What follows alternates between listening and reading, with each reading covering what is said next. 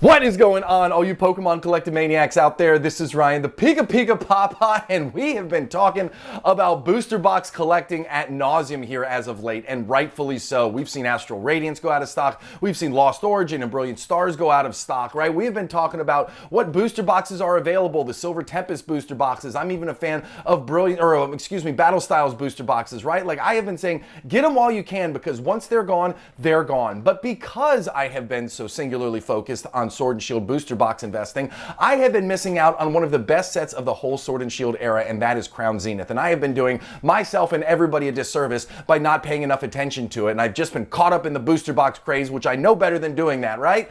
But today we're going to make a wrong right, and we're going to talk about Crown Zenith, and I love this set. It has all the big names that you'd want. It's got some of the most incredible artwork of the whole Sword and Shield era, and I think Crown Zenith has a very bright future ahead of it. Now, in this video, we're going to look at all of the awesome singles cards. We're going to look at some sealed product. We're going to have a big discussion about that. But before we jump into how awesome it is, there is one call out I want to make here in the very beginning of this video. And if anything were to give me pause about Crown Zenith, at least from a singles card price perspective for the long run, this is it. So if you look at this, this is the total grading volume at PSA for these big sets from the Sword and Shield era. You got Crown Zenith, you got Evolving Skies, you got Brilliant Stars, and you got Lost Origin.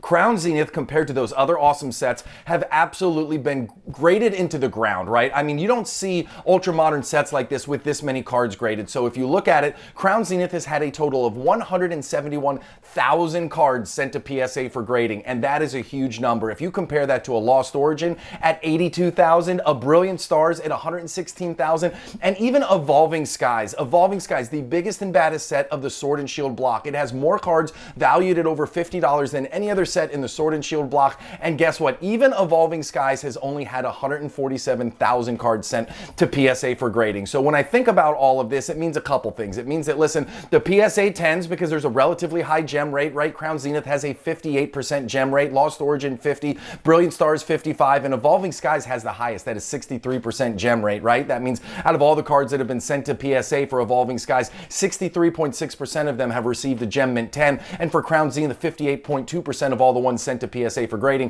have received a Gem Mint 10. So that just means that, hey, listen, there is a lot of Crown Zenith yet to be opened. There has already been a ton of them graded, and with all of those being graded in the future, guess what? There's a high probability there's going to be a ton of PSAs 10s that are still going to flood into the market. So that's the only caveat I'm going to say. We're going to talk about the singles, we're going to talk about the sealed, and we're going to get into it in just a second. But as always, I've got to remind you, if you enjoy this type of data-driven content, we do it all the time. Hit that subscribe button. If you have questions or comments, drop them down below. And as always, if you like what you see, give us a big old thumbs up. Those three small things go a long way in helping me out, and I really, really appreciate that. So with that out of the way, let's start off with looking at the top 5. Top 10, forget it. Let's talk about top 10, right? We were going to originally just talk about the gold cards and the Mew up there, but then let's add the other 5 in as well. Now, these are the big chase cards, and these have been the big chase cards since day one. That Giratina V-Star has been on fire, but it's seen a lot of price correction over time, as we typically saw in the Sword and Shield era, right? Cards came out super high. They went through the Pokemon pop and flop, and they started to work their way back down, but they have still remained in the very top. You got the Giratina, you got the Arceus, you got that Mewtwo V-Star, which I am absolutely in love with. I'm going to do a deep dive on that here in just a second. You got the Dialga, you got the Palkia, right? But then even when you get into the next 5, you got the Leafeon, you got the Glaceon. That Elisa Sparkle is absolutely fire to me. And then you got some legendary dog cards down there too. Like, there is so much to love about Crown Zenith. And even out of all of these cards on here, if you go into the 15 cards and the 20 cards, like, there's just so much awesome art that I think Crown Zenith, even with all of the grading volume, has enough awesome cards to support it. So now let's look individually at a lot of these cards and see where this grading volume is coming from, and see which of these cards have a ton in the population and which ones might have even more further into the future. So we're going to start off right here. So obviously I have the 4 gold cards, then I have their 1-year price graph underneath it, and then underneath that I have the gem rate. And again, just as a refresher, down below you'll see that is the actual number of cards that have been submitted to PSA for grading. So using the Arceus V-Star there at the very top, there's been almost 8,000 of those sent to PSA for grading, and guess what? 4,764 of them have come back in a PSA 10 holder. That is the highest gem rate out of all of these. That is a 60% gem rate on that Arceus right there. So when I'm talking about these cards, I keep in mind that, listen, as I said earlier, I think there's going to be a lot more Crown Zenith open. I think there are going to be a lot more of these cards that are going to be put into the market. I think plenty of these cards are going to end up at PSA. So when I see a card like an Arceus with almost 5,000 PSA 10s already, when I look at the Giratina down there with almost 5,700 PSA 10s already, and I see the gem rate so high, like I know that number is going to increase. Now, that doesn't mean that these can't be strong performers. That doesn't mean that these cards don't have a bright future in front of them, because the population is only one piece of the equation, right?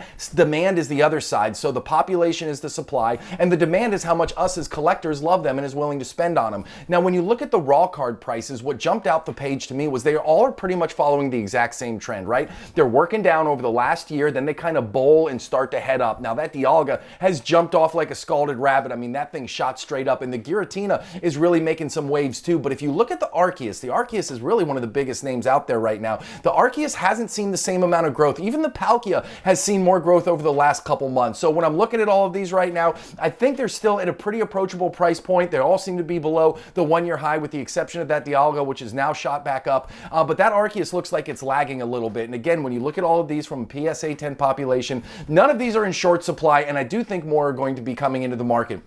These could be a product of the overall Sword and Shield hype right now. People might be piling into these. You know, we will have to see how this ends up. But I do think that these are awesome cards. I do think that they have some legs, and I do think that they have a very bright future. If not in the immediate, at least in like the 3, 5, 10-year time horizon, I think these cards are going to be just fine. Now, getting into the other cards that I absolutely love, I talked about them already. The Elisa Sparkle is a card that I am absolutely in love with. For whatever reason, it reminds me of my oldest daughter. Sitting on the couch, headphones on, I'm trying to give her some deep and impactful life lessons, and she's totally ignoring me with her headphones on, probably listening to music or watching the iPad or something. But outside of that, I do think that the artwork is really cool. This is obviously the trainer card, at the very top of the list here in Crown Zenith. So I love that card. I have an emotional connection to it, so take it with a grain of salt. But then the Mewtwo card on the far right, I think that card has a lot of opportunity. I love the fact that it's a sister card to that Charizard V-Star. I love the fact that you can buy these frames out there. You put the Mewtwo on the left, you put the Charizard on the right, and it's got the painting around it, and it shows this whole battle scene. I absolutely love that. I think it is one of my favorite Mewtwo arts, just in general. Even take the Charizard side of it out of it. I just think that Mewtwo card has a lot of beautiful artwork to it. But then when you look at the PSA 10 population, again, I have it all the way down there. It is at 7,000 PSA 10s of those out there with almost a 68% gem rate. I literally had to run the numbers twice, and I was like, oh my God, that gem rate is so insanely high, right? Then you look at the Leafeon as well, another one with a 67.8% gem rate, which is absolutely crazy. Now, the population for the Leafeon is much lower. It's at the $3,000 range, but what will happen is if the singles card starts to get hot, like if the raw price starts to go up, then we will see a bunch of these ending up in PSA 10 holders, because usually the raw and the PSA 10 usually go in lockstep from a pricing perspective, so I keep that in mind too. Now, the Glaceon, again, really high PSA 10 population, 65.6, and the Elisa Sparkle is much lower there at 50.1. So overall, I love these four cards. And one of the things that I wanted to call out too is I think the artwork on the Glaceon and the Leafeon right here stacks up against any other artwork from the Sword and Shield era. So as a comparison, I figured, why don't we compare these two from the biggest and the baddest set of them all, right? Let's compare these two to the artwork from Evolving Skies. Now, if you were to just put these four cards in front of you, and I think if you had no clue what set they came from, you had no other information, you were just a Pokemon noob, and they put all four of these in front of you, and they said, hey, I want you to pick out the best artwork, I think the two in the middle would win. Now, obviously, it's not Evolving Skies. Obviously, the Evolving Skies cards should and do command more money, but I just thought from an artwork perspective, it's really cool to see that, in my mind at least, these two stack up with the biggest and the baddest in the Sword and Shield era. So then the next thing I wanted to talk about are these legendary creatures, legendary dogs, legendary cards, whatever you want to call them. Like, I love these. I think the artwork is absolute fire on them. Now, these are another ones that, considering the names on them, right? They're not Charizards, they're not Pikachu, they're not Mewtwo, right? These aren't the biggest and the baddest in the Pokemon space. So if a PSA 10 population, in the mid 3,000 range for all three of these, that's really, really high. And then when you look at the singles card prices, they're not going through that aggressive upswing that we saw on those 4 gold cards in the very beginning.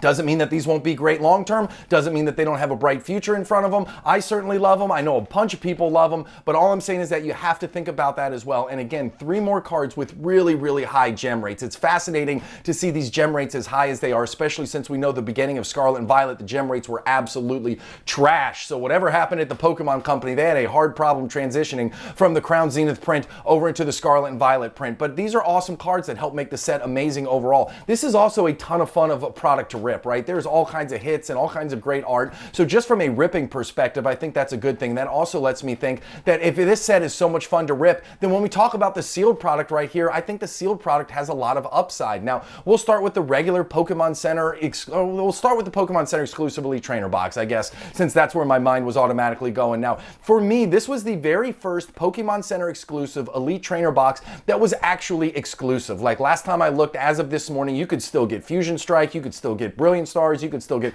Lost Origin Pokemon Center exclusive Elite Trainer boxes on the website, but you cannot get the Crown Zenith one. I think this was the very first set where they decided we were going to truly make Pokemon Center exclusive ETBs exclusive. And you see that the price is right, okay? This is at $120 right now as a market price when the MSRP was about less than half of that, considering when this first came out. So there's no stamped promo in this either. When you think about the new Pokemon Center exclusive Elite Trainer boxes in the Scarlet and Violet era, like you get a couple extra packs, but I think one of the big draws for them is the stamped promo card. Well, there is no stamped promo card in this one, just a couple extra packs. So really interesting to see the value that this has been able to hold.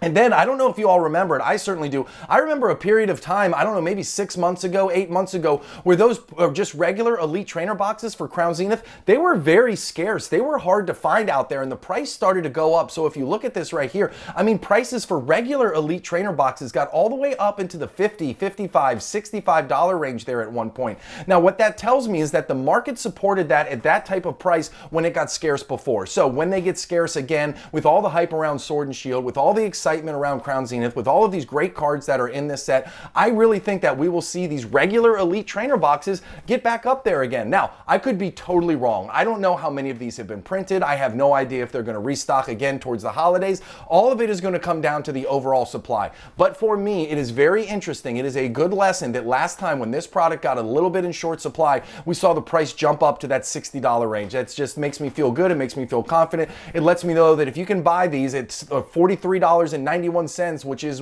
where the market price is right now. I think that is a very, very safe investment for the long run. So listen, I enjoyed doing this deep dive on Crown Zenith. I was thinking about doing a same view for Silver Tempest since it's still in stock. If that's something you guys would like, drop it in the comments down below. If you like what you saw, give us a big old thumbs up. And if you made it to the end and you enjoy this content and you want to see more, hit that subscribe button. I really appreciate any of those three things. I can't thank you enough for watching. I hope you have an epic one, and I'll talk to you all soon. Thanks, everybody. Bye.